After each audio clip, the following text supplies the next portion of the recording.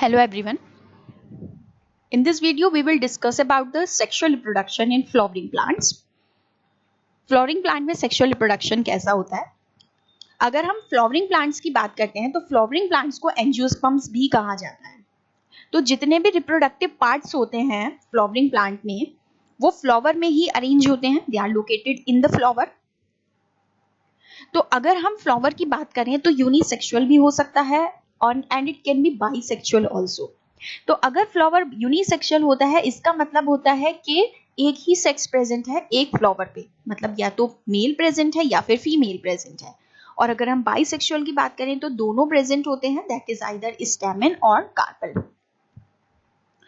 तो reproductive part of angiosperm located in the flower. Flower में भी यूनिसेक्सुअल में आता है, एग्जांपल पपाया और वाटरमेलन को अगर हम देखेंगे तो वहां पे फ्लावर यूनिसेक्सुअल होगा, या तो मेल प्रेजेंट होगा मेल रिप्रोडक्टिव पार्ट या फिर फीमेल रिप्रोडक्टिव पार्ट. अगर हम हिबिस्कस का फ्लावर देखते हैं, गुड़हल का फ्लावर देखते हैं या हम मस्टर्ड देखते हैं तो वहां पे स्टेमेन और कार्पेल दोनों एक साथ प्रेजेंट होते हैं, तो दैट इज बाइसेक्सुअल फ्लावर. दोनों प्रेजेंट होंगे, स्टेमेन्स और कार्पेल्स भी. अब फ्लावर के पार्ट्स क्या क्या होते हैं? फ्लावर के पार्ट्स कैलिक्स और सेपल्स, कोरोला और पेटल्स होते हैं, एंड्रोशियम और स्टेमेन, और गाइनोशियम और कार्पेल और पिस्टल भी हम इसको कहते हैं. तो स्टेमेन्स और कार्पेल जो होते हैं, दिस एंड्रोशियम एंड गाइनोशियम, ये दोनों क्या है? ये रिप्रोडक्टिव पार्ट है फ्लावर की, जिनके अंदर जर्म सेल्स प्रेजेंट होती हैं जो आगे फर्दर डिवाइड करती हैं और फर्टिलाइजेशन करते हैं. देन कैलिक्स और पेटल्स क्या होते हैं? ये these are the accessory organs, reproduction में हेल्प नहीं करते हैं ये.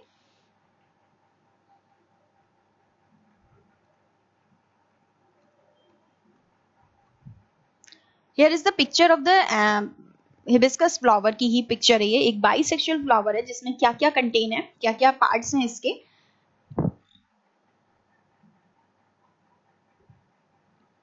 सेपल होता है, that is green coloured portion, that is called sepal.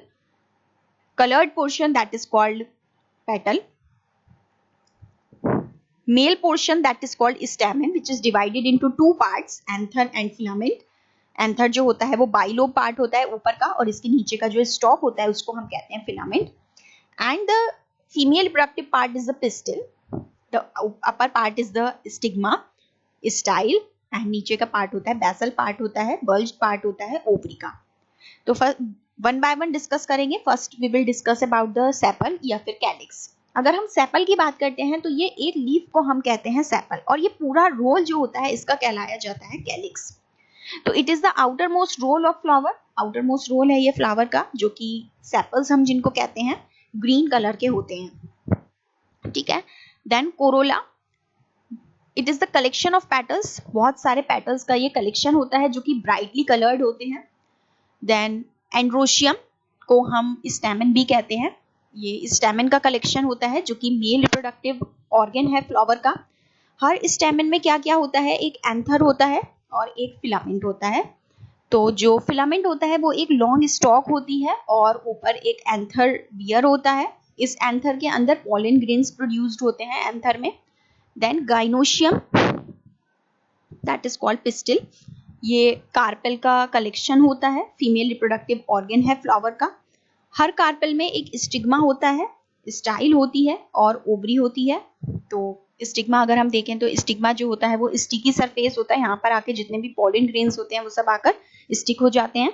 Style जो कि एक लॉन्ग स्टॉक लाइक स्ट्रक्चर है जिसमें से गेमीट्स पास आउट होते हैं टू द ओवरी. ओवरी जो होता है वो एक बल्ज्ड पार्ट होता है जहाँ पे ओव्यूल्स प्रेजेंट होते हैं. So this is all about the parts of the flower, calyx, Corolla, androecium and gynoecium.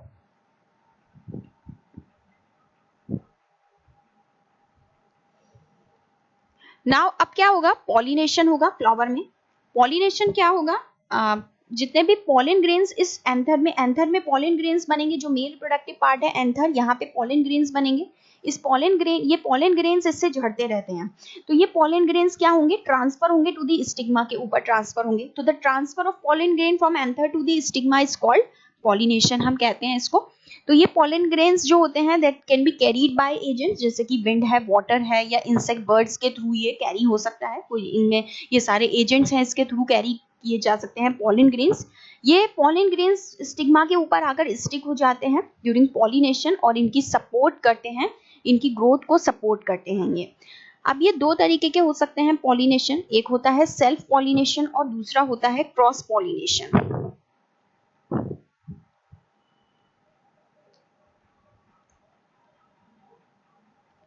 एक होता है सेल्फ पॉलिनेशन और दूसरा होता है क्रॉस पॉलिनेशन। अगर पॉलन ट्रांसफर हो रहा है सेम फ्लावर पे, that is referred to as self pollination. मतलब ये एक ही फ्लावर है, यहाँ पे आप देख सकते हैं ये मेल भी रिप्रोडक्टिव स्ट्रक्चर प्रेजेंट है, फीमेल रिप्रोडक्टिव स्ट्रक्चर भी प्रेजेंट है। तो जब एक ही फ्लावर पे ट्रांसफर हो रहा है pollen grains to the stigma, that is called self pollination. अपने ही फ्लावर पे ट्रांसफर हो रहा है पॉलन, उसको हम कहते हैं सेल्फ पॉलिनेशन। और अगर पॉलन दूसरे फ्लावर पे ट्रांसफर होता है, मतलब ये जो एंथर है ये दूसरे फ्लावर पे है, स्टिग्मा दूसरे फ्लावर पे है, तो जब दूसरे फ्लावर पे ट्रांसफर होता है, एक और दूसरा फ्लावर प्रेजेंट है प्लांट पे, तो अगर किसी और फ्लावर पे ट्रांसफर होता है उसको हम कहते हैं क्रॉस पॉलिनेशन। तो जो पॉलेंस होते हैं वो स्टिग्मा के ऊपर आकर लैंड करते हैं, फिर उनको फीमेल जर्म सेल्स में रीच होना होता है, जो कि कहाँ पे प्रेजेंट होती है, इस ओवरी में प्रेजेंट होती है। फीमेल जर्म सेल इस ओवरी में प्रेजेंट होती है, तो यहाँ पे जितने भी पॉलन आकर चिपकेंगे वो सब इस स्टाइल के थ्रू इस ओवरी में आके पास आउट होंगे। तो इस केस में क्या होता है, जो दो नॉन मोटाइल मेल गैमीट्स होते हैं वो ट्यूब के अंदर आके फॉर्म हो जाते हैं। Pollen tube penetrate into female germ cell, that is embryo sac. ये मैंने बताया अभी कि जो पॉलन ग्रेन्स यहाँ पर आकर स्टिक होंगे वो अपने आप को इलोंगेट कर लेंगे, एक पॉलन ट्यूब बन जाएगी इस स्टाइल में, और ये आकर इस एम्ब्रियो सेक, ये जो यहाँ पे अंदर प्रेजेंट है स्ट्रक्चर, इसको हम कहते हैं एम्ब्रियो सेक, वो स्ट्रक्चर आकर एम्ब्रियो सेक में आके ट्रांसफर हो जाएगा। और जितने भी मेल गैमीट्स यहाँ पे बनेंगे, जो मेल गैमीट्स प्रेजेंट होंगे इस स्टाइल में, वो कहाँ पर आकर चले जाएंगे, कहाँ पर आ जाएंगे, कहाँ पे ट्रांसफर कर देगा, फीमेल गैमीटोफाइट के अंदर ट्रांसफर कर देगा, एम्ब्रियो सेक में, जिसको हम कहते हैं। अब इस एम्ब्रियो सेक का अगर हम स्ट्रक्चर देखेंगे तो इस एम्ब्रियो सेक के अंदर क्या होता है, एक तो बीच में दो पोलर न्यूक्लियाई प्रेजेंट होते हैं और नीचे एग सेल प्रेजेंट होता है, नीचे एग सेल प्रेजेंट होता है।